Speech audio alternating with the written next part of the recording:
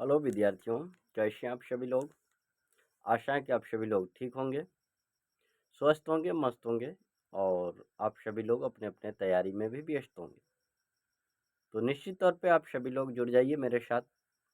और आज के क्लास में जैसे कि आप लोग फिलहाल बिहार बोर्ड इंटर परीक्षा की तैयारी कर रहे हैं और आज की क्लास में मैं इतिहास विषय को आप सबों के समक्ष प्रस्तुत करूंगा।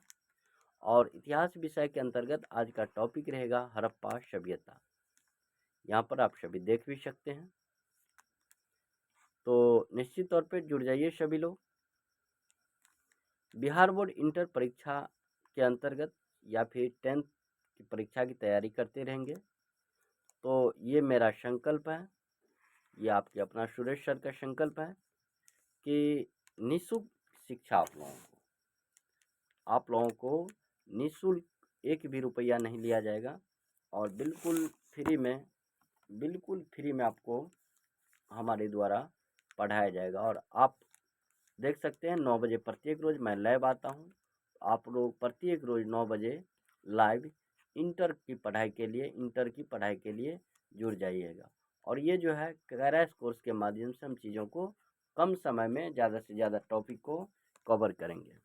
तो आइए, देर किस बात की, आज की क्लास में हम लोग हड़प्पा सभ्यता की वो पढ़ने वाले हैं। तो यहाँ हेडलाइन में आप लोग भी लिख लीजिए, हड़प्पा सभ्यता। हड़प्पा सभ्यता। या प्यारे विद्यार्थियों, ये भी आपको याद रखना होगा कि हड़प्पा सभ्यता को ही सिंधु सभ्यता कहा जाता है। क्या कहा जाता है? सिंधु सभ्यता कहा जाता है। सबसे पहले इसमें क्वेश्चन क्या बनता है, तो हड़प्पा सभ्यता या सिंधु सभ्यता का जो समय काल है वो याद रखना 2500 ईसा पूर्व से 1500 ईसा पूर्व। 2500 ईसा पूर्व से 1500 ईसा पूर्व के समय काल को क्या कहा जाता है? हड़प्पा सभ्यता का समय काल कहा जाता है। अब जो है हड़प्पा सभ्यता ये 2500 या 1500 पहले मतलब जो है ईसा पूर्व पहले इसका जो उत्खनन हुआ था, मतलब इतना दिन पहले का कैसे है, इनको हम लोग कैसे जानते हैं, तो याद रखना इसको कार्बन 14 विधि के नाम से कार्बन 14 विधि के द्वारा हम लोग इसको ज्ञात करते हैं। उसके बाद आपको अगर पूछ दे कि हड़प्पा सभ्यता का आकार किस प्रकार की थी, क्या वो चतुर्भुजाकार था या फिर त्रिभुजाकार था, तो हड़प्पा सभ्यता की आकार जो है वो त्रिभुजाकार है। किस टाइप का है? त्रिभुज के आकार का, जिसको हम लोग हिंदी में त्रिभुजाकार कहते हैं। उसके बाद सबसे पहले ये याद रखना कि हड़प्पा सभ्यता को जो है सबसे पहले खोज जो किया था वो कौन किए थे, तो वो आपका जो है दयाराम साहनी जी किए थे। दयाराम साहनी जी किए थे। हड़प्पा सभ्यता का खोज किसने किया था? तो दयाराम साहनी ने किया था। इसको याद रखिए, हड़प्पा सभ्यता की खोज दयाराम साहनी ने किया था। अगर पूछ दिया जाए कि हड़प्पा सभ्यता की खोज कब हुई थी, तो 1921 ईस्वी में। कब हुई थी? 1921 ईस्वी में। आइए फिर से इसे हम लोग दोहरा लेते हैं। आपसे पूछे हड़प्पा सभ्यता या फिर सिंधु सभ्यता। हड़प्पा सभ्यता को ही सिंधु घाटी की सभ्यता या सिंधु सभ्यता कहते हैं। हड़प्पा सभ्यता का समय काल 2500 ईसा पूर्व से 1500 ईसा पूर्व है। कैसे पता चला कि ये इतना ही पुराना है? तो C14 विधि से, कार्बन 14 विधि से। हड़प्पा सभ्यता का जो आकार है वो त्रिभुजाकार है, त्रिभुज के आकार का है। इसका खोज दयाराम साहनी ने किया था। कब किया था? 1921 ईस्वी में। इन बातों को आप लोगों को याद रखना है। इसके अलावा सिंधु घाटी सभ्यता को आदि ऐतिहासिक सभ्यता कहा जाता है। सिंधु घाटी सभ्यता को और क्या कहेंगे, तो इसी में आप लिख सकते हैं, यहाँ पर डैश दे के लिख लीजिए। इसे आदि ऐतिहासिक सभ्यता कहते हैं। आदि ऐतिहासिक सभ्यता कहते हैं। सिंधु घाटी सभ्यता को आदि ऐतिहासिक सभ्यता भी कहते हैं। इसे भी याद रखना बच्चों, आदि ऐतिहासिक सभ्यता भी कहा जाता है। इसमें जो है खास करके जैसे हम लोग क्या पढ़ रहे हैं, तो जैसे आप लोगों को पता होगा, जैसे आप लोगों को पता ही है, सिंधु घाटी सभ्यता या हड़प्पा सभ्यता। तो याद रखना इसमें ज़्यादातर जो लोग थे वो भूमध्य सागरीय लोग थे। भूमध्य सागरीय लोग सबसे ज़्यादा थे। भूमध्य सागरीय प्रकार के लोग रहते थे। भूमध्य सागरीय के अलावा आपको द्रविड़ लोग जो है, द्रविड़ लोग भी आपको हड़प्पा सभ्यता में मिलते थे।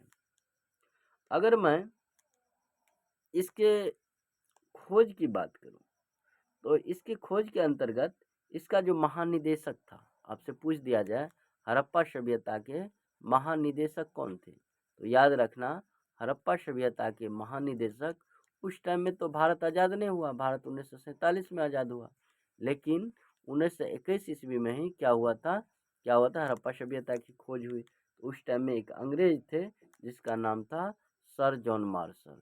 सर जॉन मार्शल, तो सर जॉन मार्शल कौन थे, तो हड़प्पा सभ्यता की खोज करता थे। हड़प्पा सभ्यता का खोज किसने किया था, सर जॉन मार्शल ने किया था। किसने किया था, सर जॉन मार्शल ने किया था, याद रखना आप लोग, सर जॉन मार्शल ने किया था। इसमें अगर नगर की बात करें हड़प्पा सभ्यता में 6 बड़े नगरों की खोज हुई। कितने बड़े नगरों की खोज हुई, 6 नगरों की। उन 6 में पहला आप लोगों को लिखना है, पहला जो नगर थे और मोहनजोदड़ो। कौन सा नगर थे, मोहनजोदड़ो। मोहनजोदड़ो जो थे वो सबसे स्वच्छ और सबसे बड़ी नहर थे। उसके बाद अगर बात कीजिएगा तो दूसरा स्थान पर हड़प्पा की बारी आती है। किसका, हड़प्पा की। तीसरा स्थान पर आप गंडवारी वाला को रख सकते हैं। किसको रख सकते हैं, गंडवारी वाला को। गंडवारी वाला को तीसरा स्थान पर आप रख सकते हैं। चौथा स्थान पर जो है आप राखी गढ़ी को रखिए, राखी गढ़ी। ये मैं क्या आप लोगों को बता रहा हूँ, तो ये मैं आप लोगों को हड़प्पा सभ्यता के 6 बड़े शहरों के बारे में बता रहा हूँ बच्चों। अगर मैं 5वां शहर की बात करूं तो 5वां शहर इसमें धौलावीरा हो जाएगा। क्या होगा, धौलावीरा हो जाएगा। और ऑप्शन मतलब जो है लास्ट है कालीबंगन। क्या है, कालीबंगन, कालीबंगन। इसको भी याद रखिएगा। क्या आप लोग अभी देखें तो आप जो है प्यारे विद्यार्थियों, आप जो देखें सबसे पहले भूमध्य सागरीय या द्रविड़ लोग जो है हड़प्पा सभ्यता में पाए जाते थे। हड़प्पा सभ्यता के महानिदेशक का क्या नाम था, सर जॉन मार्शल थे। और इसमें 6 नगरों की खोज हुई, जिसमें पहला मोहनजोदड़ो, दूसरा हड़प्पा, तीसरा गंडवारी वाला, चौथा राखी गढ़ी, 5वां धौलावीरा और 6ठा कालीबंगन। ये सारा का सारा नगर जो थे ये हड़प्पा सभ्यता के नगर थे। हड़प्पा सभ्यता के क्या थे, नगर थे, याद रखना। उसके बाद जैसे मैं इसे और आगे बढ़ाऊं तो आप मोहनजोदड़ो के बारे में 2 बातें जान लीजिए। मोहनजोदड़ो, मोहनजोदड़ो, मोहनजोदड़ो, तो याद रखना मोहनजोदड़ो जो थे हड़प्पा सभ्यता का सबसे बड़ा नगर था। मोहनजोदड़ो हड़प्पा सभ्यता का सबसे बड़ा नगर था। हड़प्पा सभ्यता का आपसे पूछते हैं, हड़प्पा सभ्यता का सबसे बड़ा नगर, हड़प्पा सभ्यता का सबसे अगर बड़ा नगर पूछे तो मोहनजोदड़ो हो जाएगा। क्या होगा, मोहनजोदड़ो।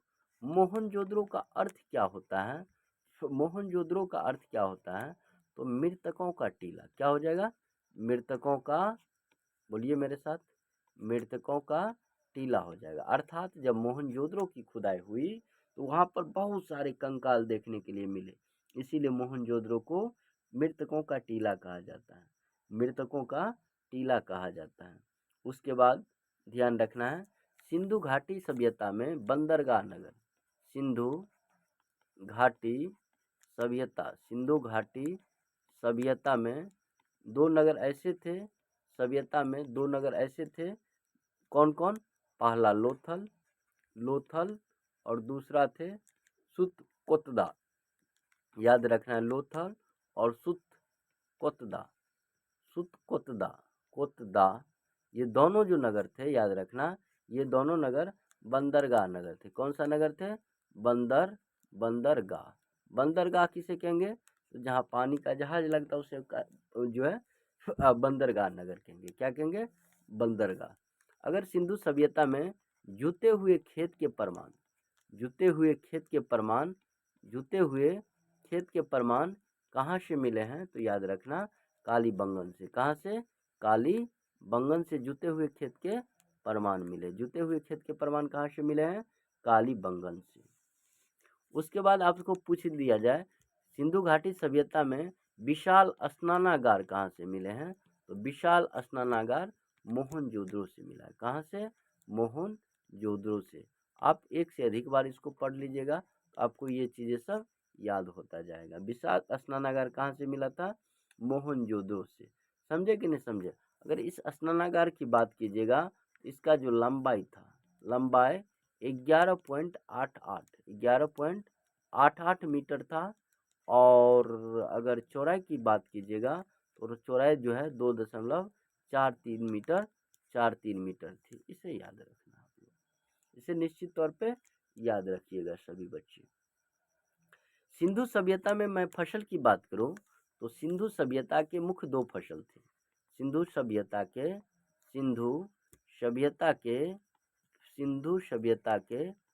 दो फसल थे, दो फसल मुख्य थे। मतलब वहाँ के लोग दो तरह की फसल की खेती करती थी। दो फसल, अगर मैं पहला बोलूँ तो पहला मुख्य तौर पे वहाँ लोग क्या करते थे? गेहूँ उपजाते थे। और दूसरी स्थान पर गेहूँ के अलावे जौ की खेती होती थी। ध्यान रखना। और संगमवासी मिठास के लिए शहद का प्रयोग करते थे, है ना।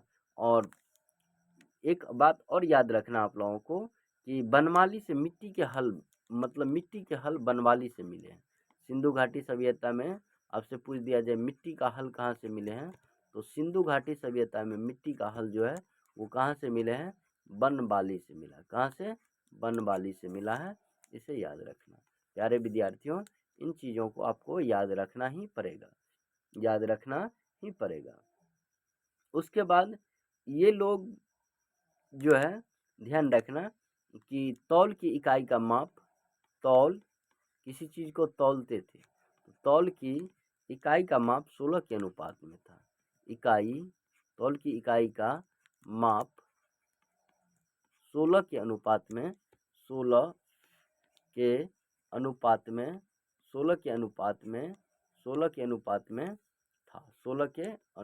था। अब जो मैं आप लोगों को लिखने जा रहा हूँ ये काफ़ी महत्वपूर्ण बात है। और ये जो है एक साइड लिखिएगा आप लोग प्रमुख स्थल, है ना। और दूसरी साइड लिखिए नदी। इससे एक से दो क्वेश्चन आपको रहेगा ही रहेगा। प्रत्येक बार इससे क्वेश्चन रहेगा ही, मतलब रहता है। इसलिए आप लोग इसको याद कर लीजिएगा, ठीक है ना। इसको आप लोगों को याद कर लेना। इसे आप लोगों को क्या करना है? याद कर लेना। अब इस साइड लिखिए स्थल में हड़प्पा। क्या लिखिएगा? हड़प्पा। तो याद रखिएगा हड़प्पा जो है वो आपको रावी नदी के तट पर मिला। किस नदी के तट पर? रावी नदी के तट पर। आपसे पूछ दिया जाए मोहनजोदड़ो किस नदी के तट पर मिला है? मोहनजोदड़ो। तो याद रखना विद्यार्थियों, ये जो है आपको सिंधु नदी के तट पर मिला है। किस नदी के तट पर? सिंधु नदी के तट पर। आपसे पूछे कालीबंगन किस नदी के तट पर मिला है? कालीबंगन। तो कालीबंगन जो है वो घग्घर नदी के तट पर मिला है। किस नदी के तट पर? घग्घर नदी के तट पर। उसके बाद रोपर की बात करें तो रोपर जो है वो सतलज नदी के तट पर। किस नदी के तट पर? सतलज नदी के तट पर मिला हुआ था। किस नदी के तट पर? सतलज नदी के तट पर। इस तरह से याद करना आप लोगों को। और धौलावीरा की बात करें, धौलावीरा, तो धौलावीरा जो है, धौलावीरा या धौलावीर कह सकते हैं, ये आपको राजस्थान के लूनी नदी जो है, लूनी नदी वहाँ पर मिला हुआ था। उसके बाद आलमगीरपुर हिंडन नदी, आलमगीरपुर वो कहाँ पर मिला था?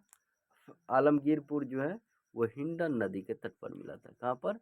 हिंडन नदी के तट पर आलमगीरपुर। रंगपुर, तो रंगपुर के बारे में भी याद रख लीजिएगा। रंगपुर जो है आपको कहाँ पर मिला था? तो वो मादर नदी के तट पर मिला था। इसको आप लोगों को निश्चित तौर पे याद रखना ही होगा। इसे याद रख ही लीजिएगा।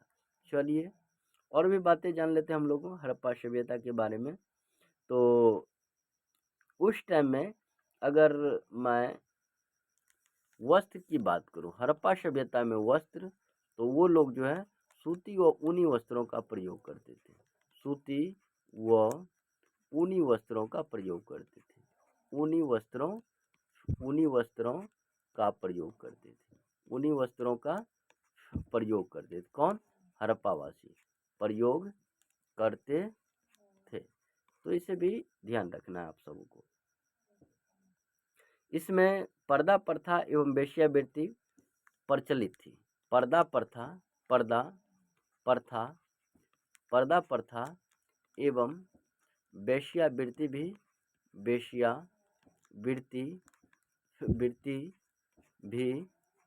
हड़प्पा सभ्यता में प्रचलित था। याद रखना, हड़प्पा सभ्यता में होता था। वेश्यावृत्ति भी हड़प्पा सभ्यता में होता था। हड़प्पा सभ्यता में होता था। तो ये काफ़ी बातें आप लोगों को जो आज टॉपिक में देखें। हाँ, भागना नहीं है, कहाँ भाग रहा है? देखो इधर, इसमें जो आपको आग में पकी हुई मिट्टी को टेराकोटा कहा जाता था। आप लोगों को लिखना है, हड़प्पा सभ्यता में आग में पकी मिट्टी को, आग में पकी मिट्टी को क्या कहा जाता था? टेराकोटा। याद रखना, आग में पकी मिट्टी को टेराकोटा कहा जाता था। क्या कहा जाता? टेराकोटा कहा जाता था। चलिए, भागना नहीं है। अब आप लोगों को जो है ऑब्जेक्टिव क्वेश्चन करना है। पहला क्वेश्चन है जो है, याद रखना आप लोगों को, पहला क्वेश्चन जो है, पहला क्वेश्चन याद रखिएगा सभी लोग निश्चित तौर पे, और क्वेश्चन का जवाब दीजिए फटाफट कमेंट बॉक्स में सब लोग। पहला क्वेश्चन आज के लिए है, हड़प्पा संस्कृति निम्नलिखित में से किस पर आधारित थी? पहला क्वेश्चन है, हड़प्पा संस्कृति, हड़प्पा, एक मिनट,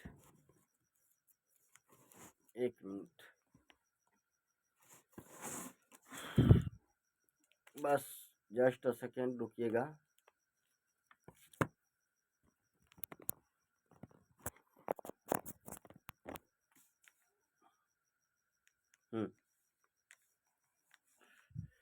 क्वेश्चन क्या है जरा देखिए।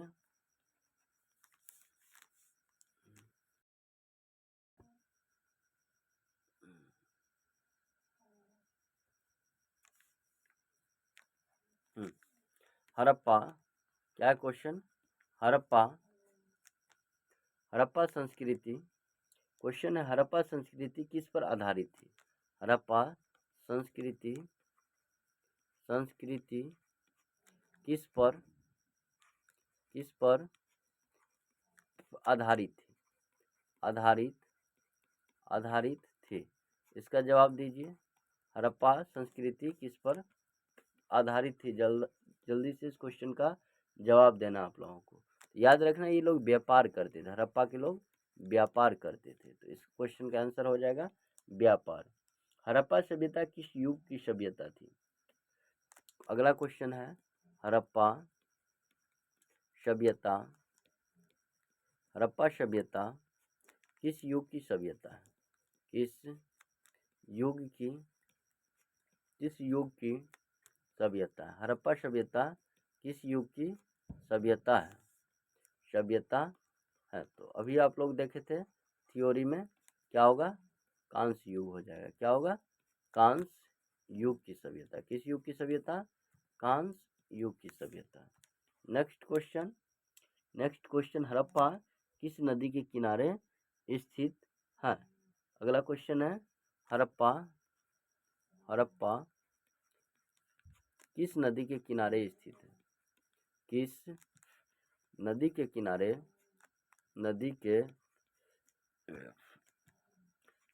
स्थित है? हड़प्पा किस नदी के किनारे स्थित है?